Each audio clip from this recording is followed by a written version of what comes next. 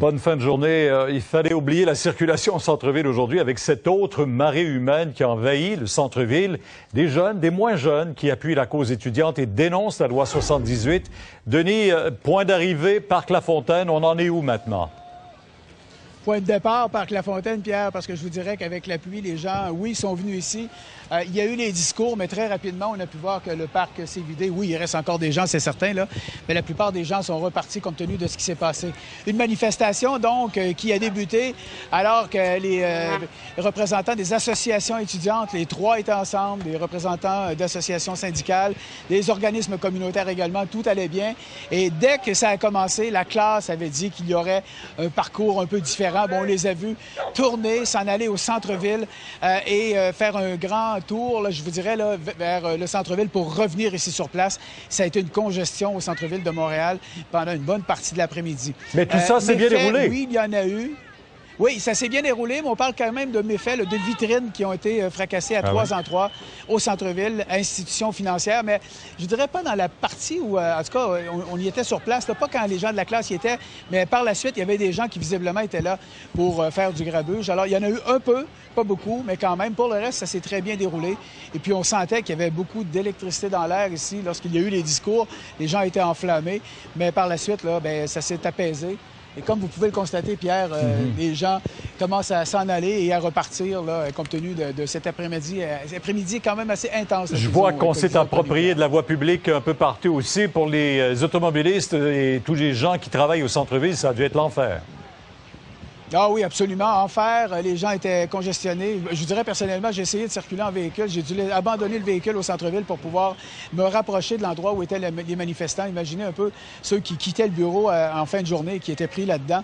Et pour les organisateurs des associations étudiantes, bien, le message est que la loi 78 ne convient pas. Ça, c'est la classe qui le dit, qui a défié la loi 78 comme telle.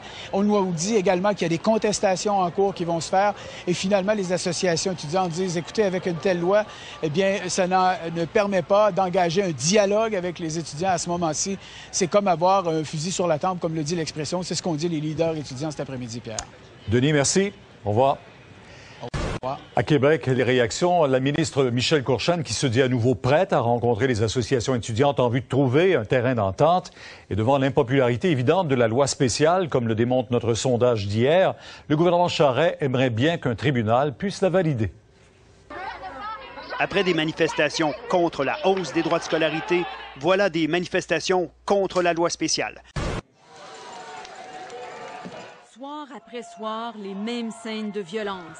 Les parlementaires sont inquiets et s'interrogent sur la suite des choses. Comment il entend mettre fin à cette crise qui secoue le Québec?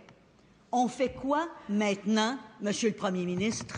Le gouvernement estime avoir fait beaucoup. La loi spéciale est un outil de plus. Cette loi a été votée ici par un Parlement démocratiquement élu.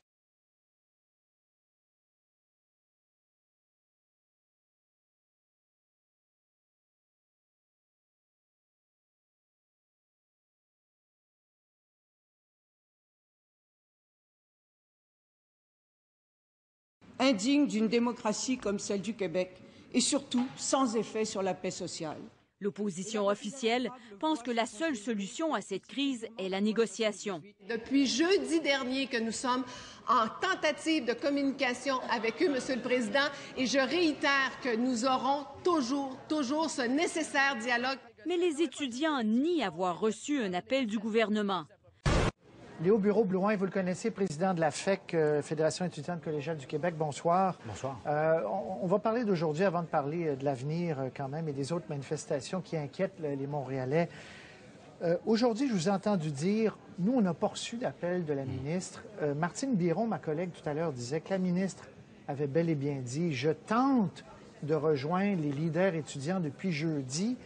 Quoi, vous avez changé de numéro de téléphone ou quoi? C'est une déclaration qui m'a beaucoup surpris, hein, parce que la ministre, si on s'est déjà parlé, elle connaît bien sûr nos numéros, elle connaît mon numéro à moi, celui de mon équipe politique, et on n'a rien reçu. Moi, j'ai tenté de joindre le chef de cabinet de la ministre hier dans la journée. Bon, c'était férié, là, donc ça n'a pas été possible d'entrer en contact, mais j'ai l'impression un peu que c'est plus une manœuvre là, de relations publiques dans le cas de la ministre Courchane. Elle sait comment nous joindre, et je souhaite qu'elle entre en contact avec nous rapidement, parce qu'on le voit, il faut que ce conflit-là se règle, et ça va se régler avec des véritables discussions et non pas des pièces de théâtre comme on a vu dans les derniers jours.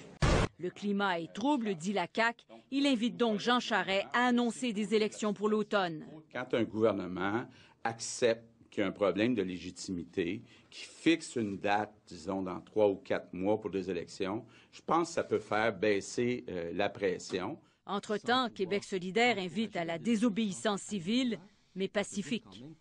On a de la difficulté à condamner des gens qui exercent leurs droits constitutionnels vis-à-vis des lois injustes. Les lois sont là pour être respectées, dit le gouvernement, qui rappelle surtout que la loi spéciale prévoit des sanctions contre ceux qui la violeront. Martine Biron, Radio-Canada, Québec. Martine, à Québec, expliquez-nous. D'abord, on va entendre, si vous le voulez bien, la ministre Courchain, la ministre de l'Éducation, qui, en scrum, petit point de presse impromptu, avant la période des questions, vous l'interrogiez sur ces négociations possibles. On écoute le plein son, puis on vient avec vous, là. J'ai l'impression qu'ils ne viendront pas autour de la table. C'est à eux qu'il faut poser la question. À partir du moment où c'est ça qu'ils prônent, est-ce que, par exemple, s'ils prennent des recours en justice, est-ce qu'ils vont respecter la décision des tribunaux? Est-ce qu'ils vont respecter les lois? Alors, Michel Courchain qui disait à la question, est-ce que la classe, par exemple, est invitée à la table? S'il y a une table, est-ce que les deux autres associations? La ministre semblait dire, bien, écoutez, il y a une association qui prône la désobéissance civile. Ils viendront certainement pas, les autres. Ma question, bref, est-ce que vous savez si c'est possible? Est-ce qu'il y a une lumière au bout du tunnel? Est-ce qu'il peut y avoir une négociation réaliste entre le gouvernement et les étudiants? Bien, on est encore dans le noir avant la lumière au bout du tunnel. Disons qu'on nage pas mal en zone d'ombre. La ministre a dit 2 fois plutôt qu'une aujourd'hui. Les canaux sont ouverts. Nous contactons les associations. Elle a dit mon cabinet a communiqué avec le président de la FEC, la présidente de la FEUC. Et quand la question est venue sur la classe, c'est là que c'est intéressant. Elle dit non, mon cabinet ne les a pas contactés, n'a pas contacté les représentants de la classe. Nous présumons qu'ils ne sont pas intéressés à discuter puisqu'ils sont favorables à la désobéissance civile. Alors, c'est un peu compliqué d'y voir clair. Et pour ajouter à cette confusion, les étudiants ont déclaré aujourd'hui qu'ils n'avaient jamais eu de coup de téléphone du cabinet de la ministre. Alors, je vous laisse là-dessus. Oui, non, mais on va... Maintenant, le thème, vous l'aurez deviné, hein, c'était contre la loi spéciale, bien sûr, et des propos pas très élogieux de la part des manifestants, qui scandaient des... Enfin, c'était vraiment pas très bien pour le premier ministre Charest, pour la loi en question, la loi spéciale. D'ailleurs, il y avait aussi l'ancien chef du Bloc québécois, Gilles Duceppe, qui était là. Lui représente surtout les Blancs, ceux qui veulent, en fait, négocier, veulent que le gouvernement reprenne la négociation. Mais il y avait aussi, évidemment, les leaders syndicaux qui étaient là. On va les entendre. C'est que cette loi-là, elle est absurde et dans les faits, elle est inapplicable. Et c'est la preuve que la rue, lorsqu'elle parle assez fort, peut faire comprendre au pouvoir politique qu'il a erré en adoptant une loi injuste. On déplore que le gouvernement Charest choisit la voie de la répression plutôt que la voie de la discussion. On demande encore une fois au gouvernement de revenir à la raison. La loi 78, visiblement, ne fonctionne pas dans son application. Et donc, la réouverture des négociations avec le mouvement étudiant serait probablement une meilleure sortie de crise. Je ne crois pas à la désobéissance civile, en ce sens qu'on n'est pas dans l'Inde de Gandhi, ni dans l'Afrique du Sud de l'apartheid, ni dans les États-Unis de la discrimination du temps de Martin Luther King. D'autre part, je dénonce aussi la désobéissance démocratique du gouvernement Charest. Or, les deux sont inacceptables, mais la dernière est irresponsable. Et les deux s'alimentent. Et ça donne une crise. Or, plutôt s'asseoir, négocier une entente. On fera le point, Jacques, avec Martine Biron dans quelques minutes à Québec sur des espoirs peut-être de négociation, mais il n'y a rien de très clair de ce côté-là. Et pour conclure avec vous, vous êtes au Parc La Fontaine, le point d'arrivée de la manifestation. On disait qu'il pleuvait un peu. Bon, bref, tout semble calme.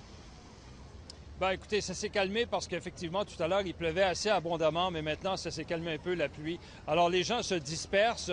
Tout s'est déroulé dans l'ordre. En tout cas, ce qu'on peut voir d'ici, il n'y a pas eu trop de problèmes. Ce qu'on peut vous dire aussi, Patrice, c'est que c'était...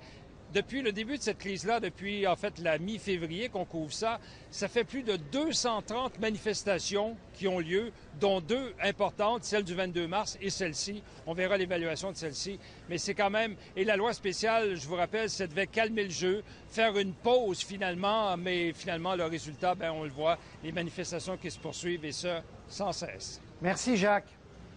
vous en prie. Au revoir. On va aller voir une seconde mon collègue Yvan Côté qui a suivi la manifestation. Vous étiez, Yvan, au début avec les gens de la classe qui, eux, bon, ils l'avaient télégraphié, ils n'allaient pas justement donner leur itinéraire.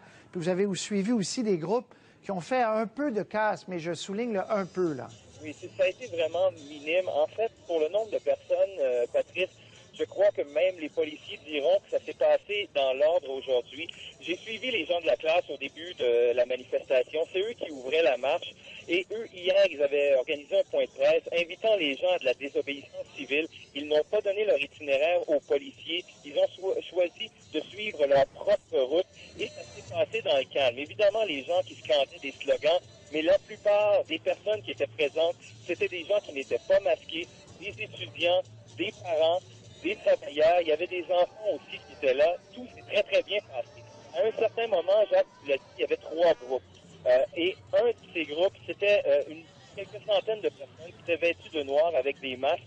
Eux, ils ont emprunté un autre parcours. Ils se sont rendus au centre-ville. Et puis là, il y a eu un peu de débordement, des affrontements avec les policiers. Il y a des projectiles qui ont été lancés envers les policiers, mais aussi il y a un édifice seulement qui a été la cible de ces vandales. Donc, 2 ou 3 vitrines de cassées à l'institution financière RBC, mais les policiers n'ont procédé à aucune arrestation. La marche s'est poursuivie et là, avec la pluie, tout est calme. Donc, après le grand rassemblement du parc La Fontaine, les gens qui rentrent à la maison, maintenant, il faudra voir, Patrice, ce qui adviendra ce soir de la manifestation nocturne. Est-ce que les gens se rassembleront à nouveau et poursuivront cette grande marche? Il faudra voir. Et je vous dirais qu'aujourd'hui, très bien passé. C'était très festif. Il y a beaucoup de gens qui étaient présents pour appuyer les étudiants. Merci. À part les milliers d'étudiants qui étaient là. Merci, Yvan. Mais justement, on va faire le point rapidement avec le porte-parole de la police de Montréal, Yann Lafrenière. Monsieur Lafrenière, bonsoir. Oui, bonsoir à vous. Donc, pas de grand débordement, pas d'arrestation, confirmez-moi. Non, absolument. Écoutez, on est très heureux de voir que le résultat est bien. C'est un petit peu complexe parce que, comme ça a été très bien mentionné, la manifestation s'est scindée. Elle s'est scindée en 3. Alors, il y a un premier groupe qui a décidé de prendre Sherbrooke-Ouest, contrairement à ce qui avait été annoncé. Ce que ça a causé comme problème, c'est que pour nous, on a dû fermer certaines rues in extremis. Alors, il y a eu des problématiques avec la circulation. C'est surtout pour les citoyens, finalement. Et il y a un deuxième groupe qui s'est détaché, qui, eux, étaient plus radicaux, qui ont marché sur Maisonneuve, direction ouest. Là, on décompte 3 vitrines qui ont été fracassées, un véhicule de police. Mais il n'y a pas personne de blessé gravement. Et lorsqu'on a voulu intervenir sur ces gens-là, mais ils se sont regreffés, ils sont retournés à la manifestation principale. Mais vous l'avez mentionné, hein, je pense que la majorité des gens, ceux qui ont organisé la manifestation aujourd'hui, eux ont pris l'itinéraire prévu, se sont rendus au Parc La Fontaine et ça s'est très bien déroulé. Je pense que c'était un grand message qu'ils ont envoyé sans faire de casse. Est-ce qu'on doit comprendre, M. Lafrenière, que compte tenu que vous êtes sous la loi 78 aussi, les policiers, donc vous auriez dû déclarer illégale la manifestation les gens qui ne vous avaient pas donné l'itinéraire, donc les gens de la CLA. Alors, est-ce qu'on comprend que vous gérez cette loi-là avec souplesse ou en tout cas, comment vous décrivez la situation aujourd'hui, après 78, là? Ce qu'on a annoncé depuis vendredi, c'est que on avait 2 nouveaux outils. Il y a la réglementation municipale pour ce qui est des masques et aussi de l'itinéraire. Vous savez, les gens doivent fournir l'itinéraire avant de partir. Et il y a la nouvelle loi 78. Ce qu'on a annoncé, nous, de notre côté, c'est que, pour ce qui est de 78, on doit, de notre côté, voir de quelle façon on va l'appliquer, de quelle façon on va permettre aux citoyens de nous envoyer leur itinéraire. Oui, ils doivent le faire. On a entre 1000 et 1500 événements par année. De quelle façon? Comment ça peut être facilitant pour tous? Alors, on a dit qu'on y allait, on était pour appliquer ça d'une façon judicieuse, ça c'est clair. Ça aurait été impossible d'arrêter tout le monde de toute façon. Écoutez, par la suite, il faut quand même comprendre que plusieurs personnes qui ne savaient même pas où ils s'en allaient. Hein. Eux, ils suivaient une manifestation, croyaient qu'ils se rendaient à la bonne place. Bien. Cependant, moi, je répondrais aux organisateurs. Il y en a certains qui ont dit que c'était une bonne idée et qu'il fallait ne pas donner l'itinéraire aux policiers. Moi, ça me laisse perplexe, hein, parce que 98% des gens qui font des manifestations à Montréal qui le donnent, ça se déroule bien. Alors, j'ai de la misère à dire à ces gens-là qui font la mauvaise chose. Merci, Yann Lafrenière. Merci à vous. Au revoir. Au revoir.